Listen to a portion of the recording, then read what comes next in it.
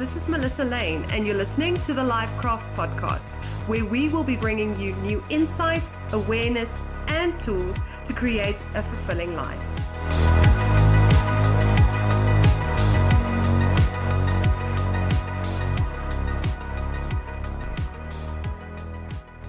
On today's episode of the LifeKraft podcast, we have financial planner Adele Barnard. This is the first episode of our Monday Money Matters series, created to help you become your most abundant self. In this episode, we'll look at creating a healthy money mindset, what the different money personalities are, and what money mantras are, and why you might need one. Are you ready to be inspired? Tag at the LifeKraft and at Adele.Barnard and share a screenshot on your stories with us of your biggest takeaway from this episode. Adele, welcome to the LifeKraft podcast. We are so happy to have you back, and especially for this series. I really look forward to people learning more about money and how they can optimize it in 2021. So today we're going to look at mastering like a money mindset, money psychology, and things like that. Where do we start when it comes to our mindset in regards to money? Hi, Melissa. Thank you so much for having me. I'm so glad we can have these very important chats once again and to normalize the money conversation as always. So with mastering a money mindset, I think we are so thrown with jargon and intimidated with finances. And that's exactly why I break down the concept and I say money is more psychology than anything else. So to master a money mindset, I always advise read up, even if it's only 5 minutes a day, go to bed with more info than you woke up in the morning, like Warren Buffett would say, and ideally find out what is your money mindset. So find out your money personalities, do the test, Google it, go find the test and see, okay, I'm a spender or I'm a saver or I'm an avoider or a money monk. Because our beliefs about money is actually formed from a very, very young age. And the sooner we figure out why we do things the way we do, the better for our future selves. For me, I'm literally a combination of a spender and a saver. The irony is not lost on me because I'm a financial planner and I work in the financial industry. But I think money is a very emotional thing. And if we can get the gist of it for ourselves, it helps us to create a way for ourselves forward as well. Yeah, I think it's like anything else. When we start to get to the foundational beliefs that we have about anything, whether it's our health, whether it's our money, relationships, we can start unlearning the things that don't serve us. And then we can start adding skills that actually help us to become the highest version of ourselves, like our listeners on the LifeKraft want to do. So I'm very, very, I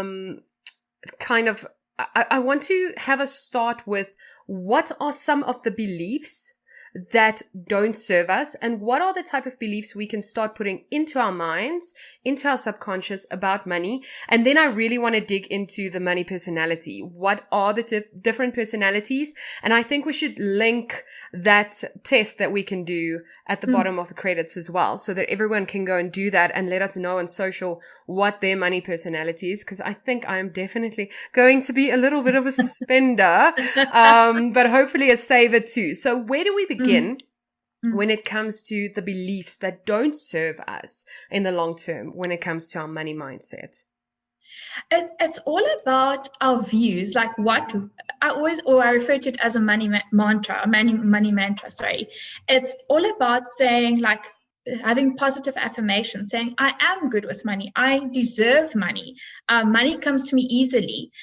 For many years, I always thought having a vision board or writing things down, it's so overrated, it's too airy-fairy, it doesn't make sense.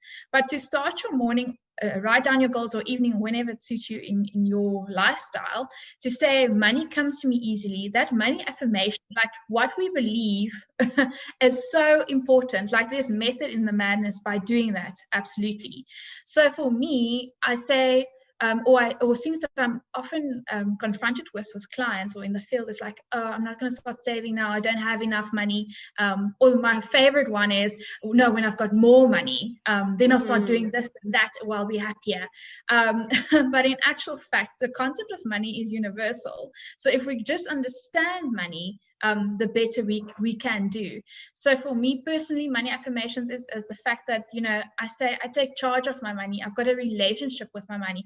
And it sounds so silly. And I've been quite known for saying money is my best. You need to treat it like any other relationship, because what you put in, you're going to get out at the end of the day. So that's, as I mentioned earlier, it's about reading. It's about listening to podcasts like the LifeKraft one. It's about having the chats with your peers, learning continuously about money that can reiterate and reinforce your money mantras at the end of the day. Absolutely. And I think it's so powerful because in my own life, I have had a couple of money struggles, and I realized that it wasn't for a lack of knowing how to create money or having money flow into my life. It would absolutely be past beliefs that I would carry from family members or people who I was around in regards to rich people get their money in terrible ways. Money is not the root of all happiness. Money isn't everything in life. And they would make it sound like if you were ambitious and if you wanted money, then you weren't humble, then you weren't a good person, that money isn't as important as it actually is in life. But it's just a tool. So I had to use affirmations and mantras in my own life to say, I'm allowed to allow money in. It's okay to be a rich, powerful woman. I can learn how to create and generate an income for myself. I can be a blessing when I am blessed with a lot of money, because I think the whole world will change when there are more powerful people with good hearts and good intentions that have the money. So then we can start moving the whole power structure in the world around when people who actually want to serve with their money have lots of money, instead of feeling like you have to be a corrupt kind of person to have a lot of money. That is such a limiting belief. So I believe in that 100%. I concur. That's literally, I think our view is so similar, because that's why I get up in the morning, because literally I've got purpose. I can say I make a difference with the work I do, but also the fact that I earn money, I can also make a difference monetary wise with, and it's so silly. It's when I go fill up my car and I chat to the petrol attendant, or I go to the shops and I chat to the parking guard, or whatever the case might be. So that's the whole pay it forward system. And I think, that's the ideal way. Absolutely. So if someone wants to start with a money mantra, can you give us 2 or 3 that they can go and write down? I used to write down mine on my mirrors. I still have a mantra on my mirror. It's just not in regards to money, but I always have a little mantra on my mirror for what I want to bring in, the energy that I want to bring in, and what I want my subconscious mind to just be okay with. It's kind of a change that I want to bring into my world. So what are 3 money mantras that people can start with that'll get that shift going? Great stuff.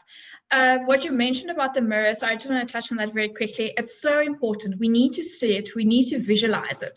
So whether you do it on your mirror, on a vision board, the best one I've seen is someone that's done it on their phone, that you can actually look at it as a screen, or on your desktop, your laptop, wherever, that you see it constantly, and then it goes into it's in your subconscious automatically. So the top 3 money mantras I'll share is, I believe that I am good with money. That's the first. There's power in that. So, and whether it's, remember, we're all in different life stages of the life cycles, right? We're in different areas of our life. So whether you've just started your own new business, or you've got a lot of debt, or you want to separate from your partner, or whatever, money ties in with that, or you've maybe just lost your job, and so forth.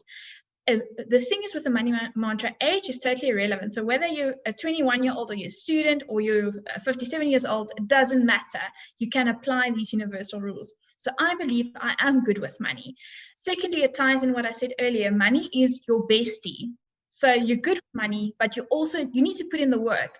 You can't be like, airy fairy, it's just going to fall into my lap. That's not the case. You need to put in the hours. You need to put in the actual work to say, okay, I'm going to have a relationship with money, and it's going to be a good relationship with my money. Yeah. I earn my money. I deserve the money I earn. Like you mentioned earlier, the value, I'm a blessing and I can be a blessing to others, and that concept applies to your money goals as well.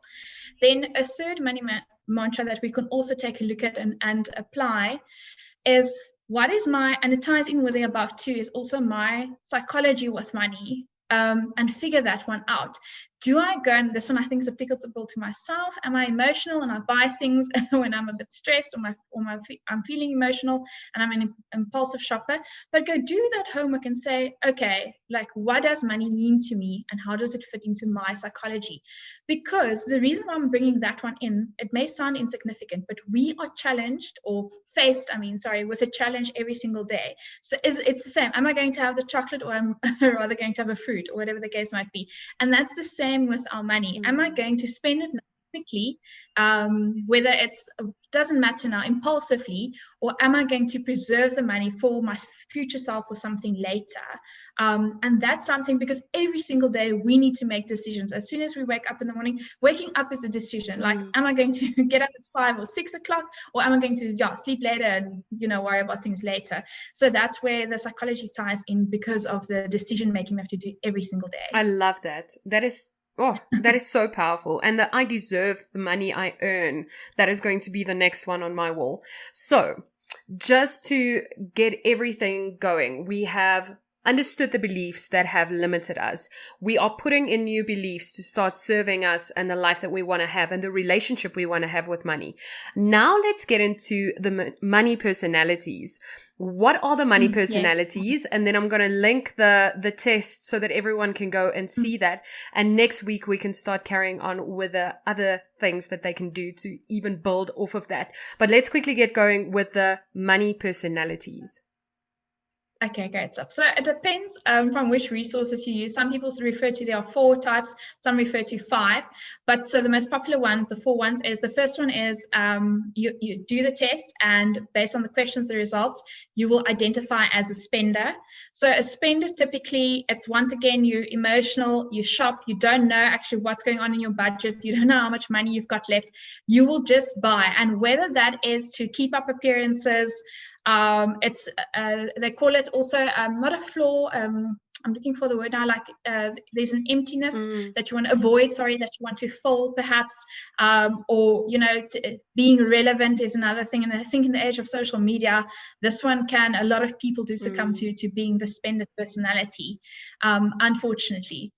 Then the other one that's opposite from that one is the saver personality. So your typical saver would look like someone, they know exactly what is going on with their finances, very detailed, very disciplined.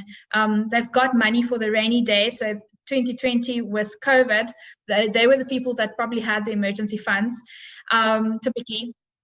They would know what their investments look like. They'll know what their returns look like. So they're very detailed, very financially disciplined and savings orientated. So first one is, just to recap, is your spender and then saver. Then the third one, in general, or we refer to it as a money monk, where people refer to money as bad. So, and like you've mentioned earlier when we started chatting, some individuals view money as bad. It's the money is the root of all evil. People have to get their hands dirty, or they've had their hands dirty to obtain money or massive wealth. And typical individuals will feel uncomfortable if they all of a sudden had to, get a lot of wealth. So they view money as totally bad, and they don't like to be associated with money. But like you mentioned earlier, we also need to be cognizant of the fact that money does make the world go round. So whichever personality we identify with, we still need money because it's a means. Whether we exchange our time or our services to get money, we need to also spend money to buy our groceries and to survive day to day. And then our fourth money personality is the avoider. So this money personality typically just avoids finances, doesn't want to talk about it, possibly had a massive or negative experience somewhere along the line with money earlier. So doesn't necessarily know what's going on in his or her budget. The finances are all over the show, don't check their bank accounts, the bank balances. Like, they literally have a view of ignorance is bliss, until sometimes things, get it. I don't want to say too late, but when you eventually look at your things, you're like, oh my goodness, it's overwhelming. This is supposed to be the amount of debt. Yeah. Yes, it's so overwhelming. And then it just gets worse because they delay it, and it just gets worse by avoiding the conversation, because literally money gives them anxiety. It causes stress at the end of the day. So a money avoider is another personality. I love that. And I love how the beliefs that we have, how we grew up, the culture we grew up in, everything ties into our mindset in regards to money, how much money we'll allow in, how we'll use our money, and how easily we'll create it. And I know in the next episode, we are going to go on and build off of this and go on to financial planning 101. So thank you so much for your time, Adele. I know that everyone's going to enjoy this episode so much. If you guys have any takeaways from this episode, any questions for Adele, be sure to contact us on @TheLifeKraft. Leave a review. I know this is going to mean so much to people. You can find her on Instagram as well. We'll tag all of her details below, and have a beautiful day and start working on your money mindset. If you enjoyed this episode and you'd like to share your takeaway or something you heard that motivated or inspired you, we would love it if you would subscribe to our channel, leave a review, and tag @TheLifeKraft on Instagram. Also, feel free to let us know who you'd like to see appear on this show in future. We enjoy bringing you interviews from experts and everyday people so that they can talk about their experiences and share information, tips, and what has worked for them on their journey towards a better life. However, remember that the opinions or advice of our guests and myself, the host, should not be taken as personal, actionable advice and is given as general information and education only. Please always remember to consult a qualified professional before implementing any medical, financial, legal, or other advice that you believe might work for you. LifeKraft is not responsible nor liable for your decision when implementing anything you hear on the podcast. Please listen and act responsibly. The opinions of our guests do not represent the opinions or views of LifeKraft or Melissa Lane personally, and are meant as information and general education only. Education only.